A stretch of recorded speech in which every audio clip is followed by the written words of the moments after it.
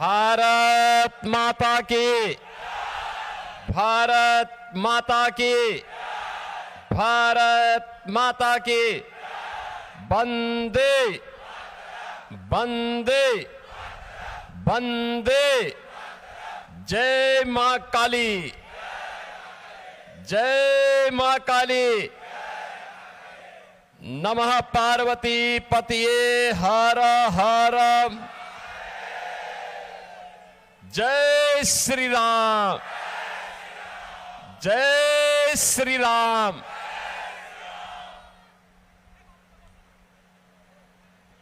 पिंगला विधानसभा क्षेत्र में भारतीय जनता पार्टी की लोकप्रिय प्रत्याशी श्रीमती स्वागत मन्ना जी, भारतीय जनता पार्टी के जिला के अध्यक्ष श्री तन्मय दास जी,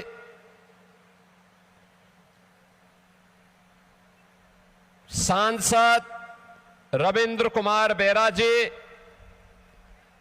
जिला इंचार्ज श्री सपन दत्ता जी, सतादल नाग जी, गौतम बनर्जी जी, पिंगला विधानसभा क्षेत्र से जुड़े हुए भारतीय जनता पार्टी के सभी हमारे पदाधिकारीगण, मंडल अध्यक्षगण और यहां के सभी उपस्थित मेरे बहन और भाइयों, आज मुझे पश्चिमी मेदिनीपुर के घाटा लोकसभा क्षेत्र की इस पिंगला विधानसभा क्षेत्र में आप सबका से संवाद बनाने और यहां माता काली के इस पवित्र मंदिर के दर्शन करने के सौभाग्य प्राप्त हो रहे हैं। मैं माता काली के इसी चरणों में नमन करते हुए, इस पावन धरा को नमन करते हुए आप सभी उपस्थित बहनों और भाइयों का मैं हृदय से स्वागत करता हूं, अभिनंदन करता हूं। बहनों और भाइयों, मैं यहां के जनजातीय समुदाय से जुड़े हुए सभी बहनों और भाइयों को भी जय जोहार, जय मां काली, जय मां दुर्गा का अभिवादन भी करता हूं। बहनों और भाइयों, पिंगला का मतलब होता है गेरुआ, और यहां की जो माटी है ना, वह भगवा माटी होने के नाते पिंगला विधानसभा क्षेत्र भारतीय संस्कृति की उस आध्यात्मिक परंपरा का प्रतिनिधित्व करती है जो यहां की माटी ने देश और दुनिया को एक संदेश दिया है। बहनों और भाइयों, मैं यहां के अन्नदाता किसानों का अभिनंदन करता हूं, जिन्होंने अपने परिश्रम से इस माटी में सोना उगलने का काम किया है और अपनी भूमि की उर्वरता के माध्यम से देश का पेट भरने का काम कर रही है। और इसीलिए यहां की इस परंपरा को, जिसने भारत की जनजातीय संस्कृति को एक नई ऊंचाई दी है, वह हम सब के लिए वर्णनीय है, अभिनंदनीय है।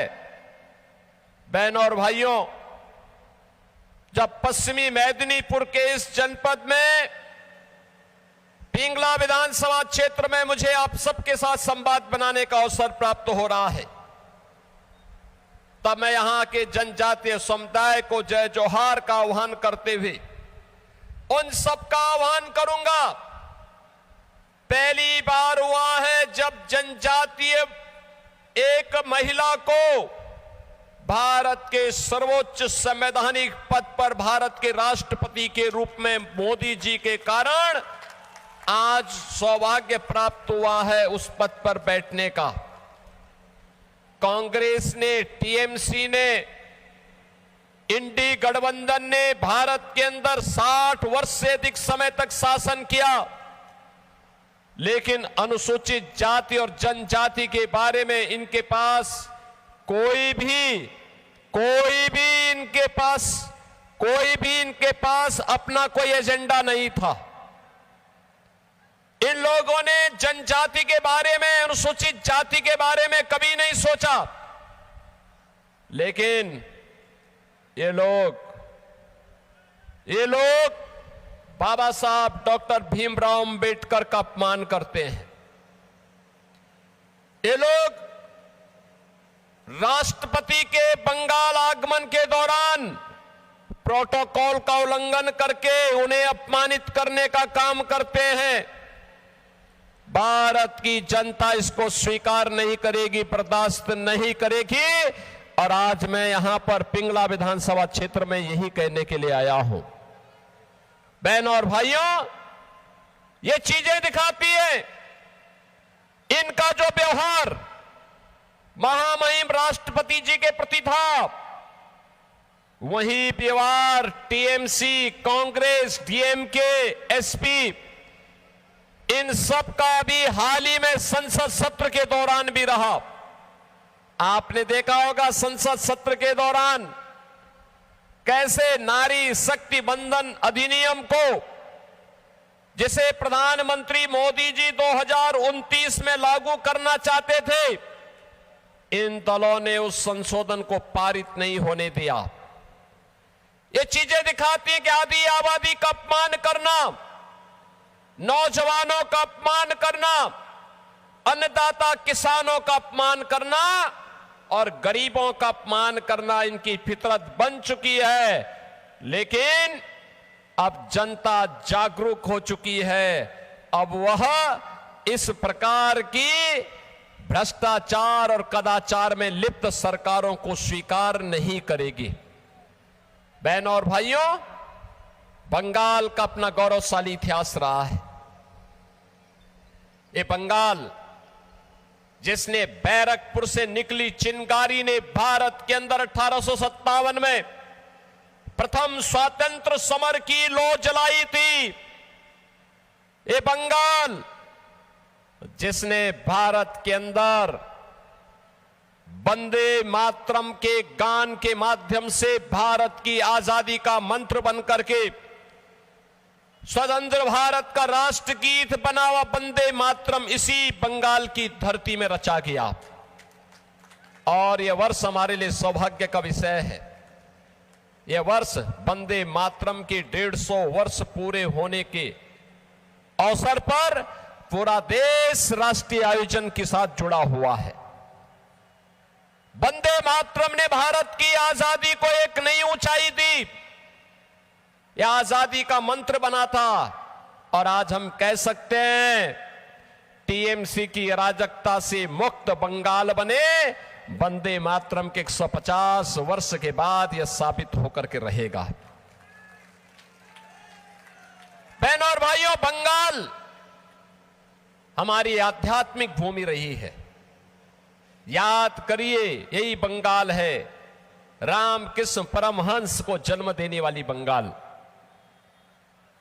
लाहिड़ी महाशय को जन्म देने वाली बंगाल,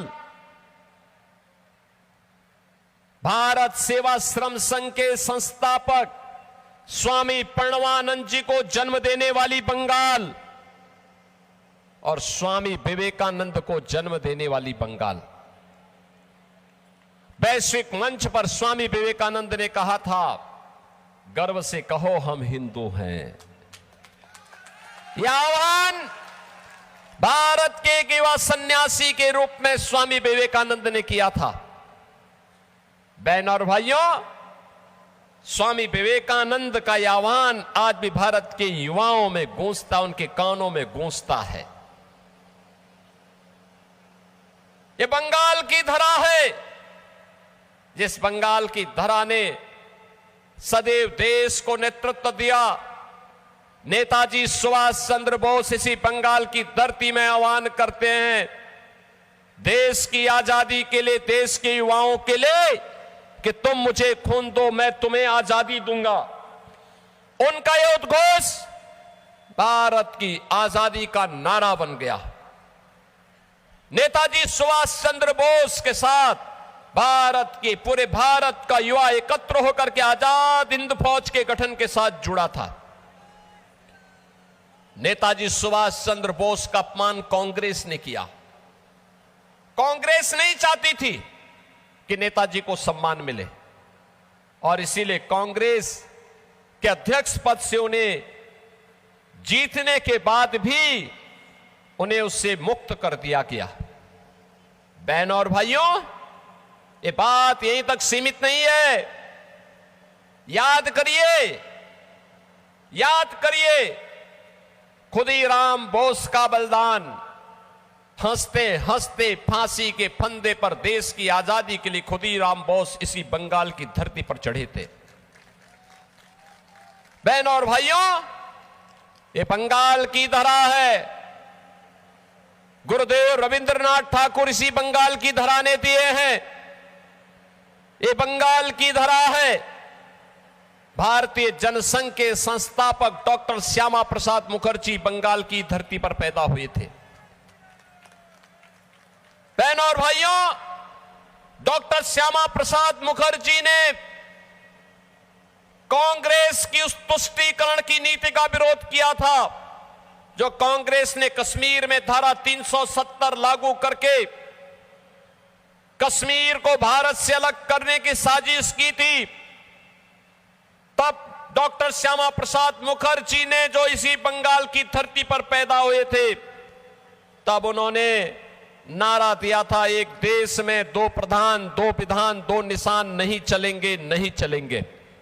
और बहनों और भाइयों, बंगाल से निकली हुई आवाज भारत की आवाज बनी और देश के यशस्वी प्रधानमंत्री मोदी जी के नेतृत्व में कश्मीर में धारा 370 समाप्त हुई। अब बंगाल का नौजवान भी कश्मीर के अंदर अपने लिए जमीन खरीद सकता है और वहां सम्मानजनक ढंग से रह सकता है।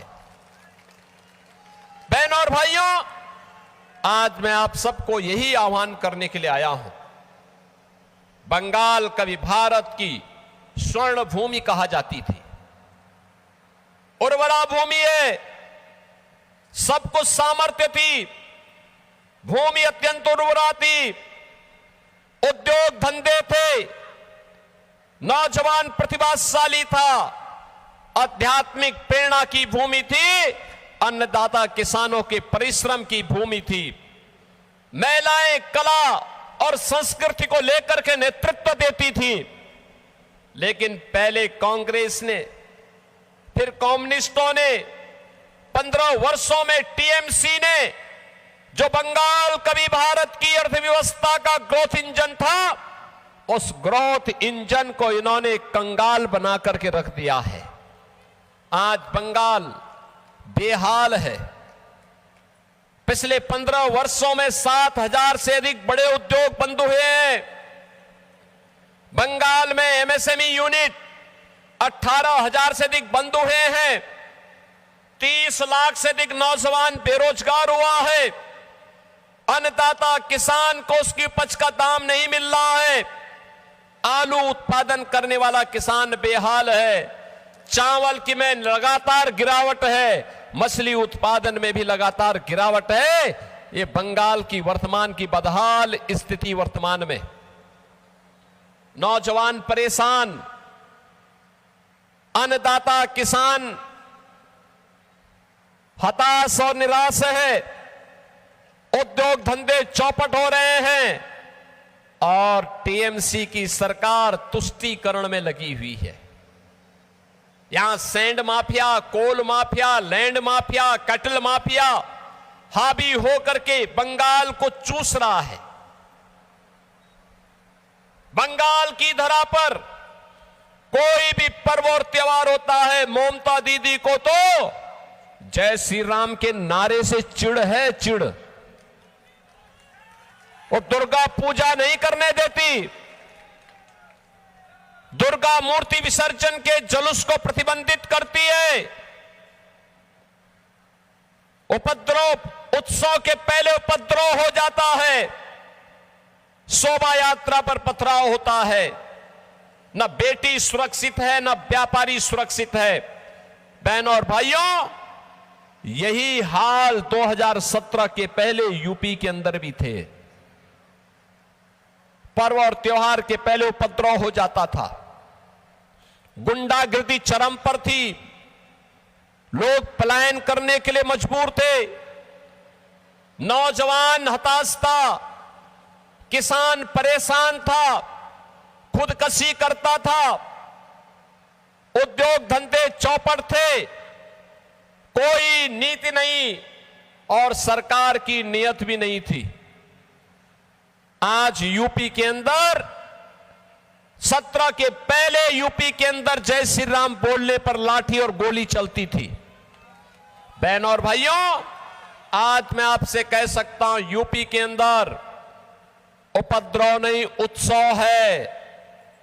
यूपी में अब कोई पलायन नहीं है। यूपी के अंदर डबल इंजन सरकार आने के बाद, डबल इंजन सरकार ने वहां पर जब कार्य प्रारंभ किया है, तो बहनों और भाइयों, आज यूपी के अंदर नो कर्फ्यू नो दंगा, यूपी में है सब चंगा। कोई गुंडा नहीं, कोई माफिया नहीं। वहां पर highway, expressway, airport, metro, ropeway, rapid rail, ये सब बन रहे हैं। माफिया मुक्त और गुंडा मुक्त होने के साथ साथ माफिया की पसली को तोड़ने के लिए बुलडोजर का इस्तेमाल भी यूपी के अंदर होता है।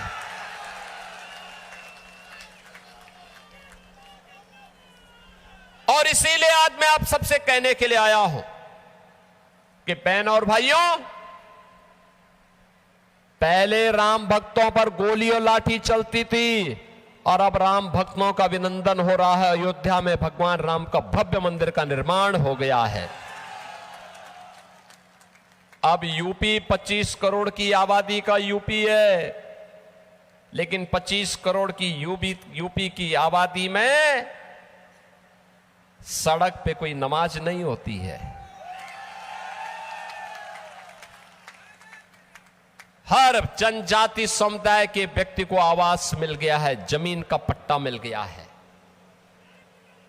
उसके पास अपना आवास है, अपनी जमीन है,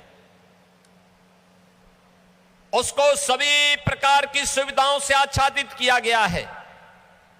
राशन की सुविधा, आवास की सुविधा, जमीन की सुविधा, पेंशन की सुविधा, उज्ज्वला योजना के रसोई गैस का कनेक्शन की सुविधा, राशन कार्ड की सुविधा, पेंशन की सुविधा, आयुष्मान भारत में 5 लाख रुपए की आयुष्मान भारत की सुविधा, ये सभी कुछ आज वहां के वनवासी समुदाय के लोगों को, अनुसूचित जाति के लोगों को, वहां के गरीबों को प्राप्त हो रहा है। यह है डबल इंजन की सरकार की ताकत। कोई भेदभाव नहीं, न जाति, न पंथ, न संप्रदाय, न क्षेत्र, न भाषा, सबका साथ और सबके विकास का मॉडल देखना हो तो उत्तर प्रदेश के अंदर आप आइए, डबल इंजन सरकार के कार्यों को देखिए। और मैं इसीलिए आप सबसे कहने के लिए आया हूं, ये जो दंगाई हैं, ये जो गौकसी करने वाले हैं, वनवासियों की और जनजातियों की संपत्ति को हड़पने वाले हैं, अनुसूचित जाति पर अत्याचार करने वाले टीएमसी के गुंडे हैं, इनका उपचार केवल डबल इंजन की भाजपा सरकार हो सकती है, डबल इंजन की भाजपा सरकार। और बहनों और भाइयों, डबल इंजन की इस भाजपा सरकार करने के लिए आज आपका आह्वान करने के लिए मैं आपके बीच आया हूं। मैं अक्सर इस बात को देख रहा हूं, हम लोग आपको इस बारे में कह सकते हैं कि बहनों और भाइयों, हम सबको इस बारे में देखना होगा। ये टीएमसी तुष्टीकरण के नाते गौ हत्या को रोक नहीं सकती, तस्करी को रोक नहीं सकती, माफिया पे लगाम नहीं कस सकती। ये सुरक्षा के साथ खिलवाड़ कर रही है। आपने देखा होगा कैसे ये सरकार बांग्लादेश बॉर्डर पर फेंसिंग की कार्रवाई को रोक रही है। आपने 2022 में देखा होगा कैसे टीएमसी के गुंडों ने जनजातीय समुदाय पर अत्याचार किया था। और इस सब के बावजूद पिछले 15 वर्षों में ममता दीदी के नेतृत्व में जिस प्रकार की अराजकता, गुंडागिर्दी, माफियागिरी आज बंगाल की धरती पर देखने को मिल रहा है। ममता दीदी कहती है कि अब खेला हो भी, और मैं तो उनसे कहना चाहता हूं 15 साल बहुत हुए, अब खेला बंद होगा और विकास शुरू होगा। ए बार खेला शेष, उन्नयन शुरू।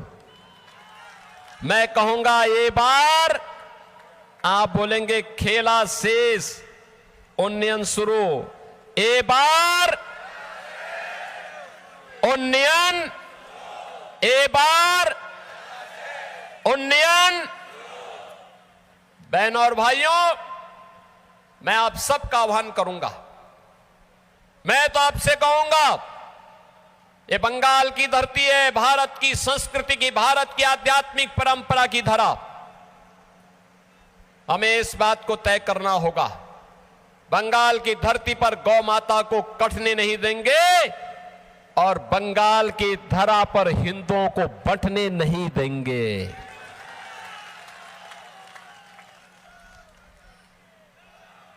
एक भारत श्रेष्ठ भारत का उदाहरण प्रस्तुत करेंगे और इसके लिए मैं आपके पास आया हूं। आप सबका आह्वान करूंगा। मैं कहूंगा आमार सोनार बांग्ला, आप कहेंगे टीएमसी मुक्तो बांग्ला। आमार सोनार बांग्ला,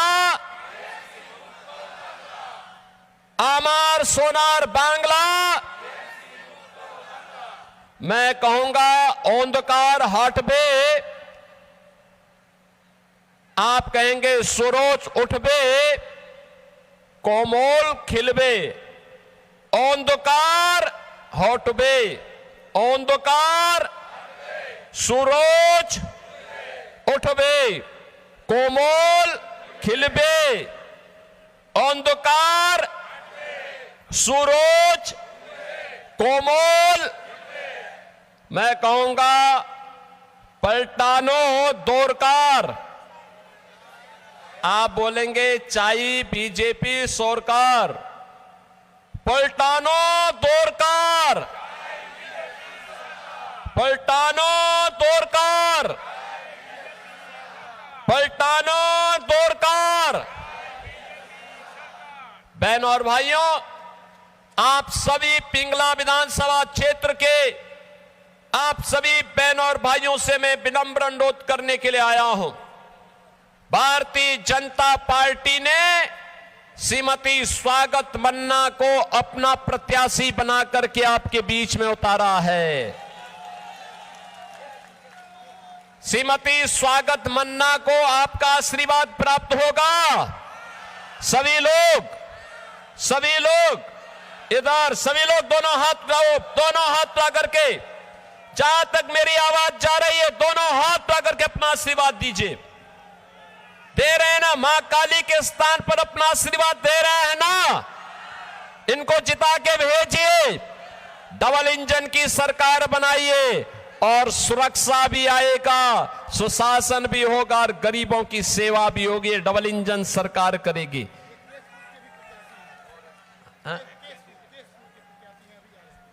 हमारे एक और प्रत्याशी यहां पर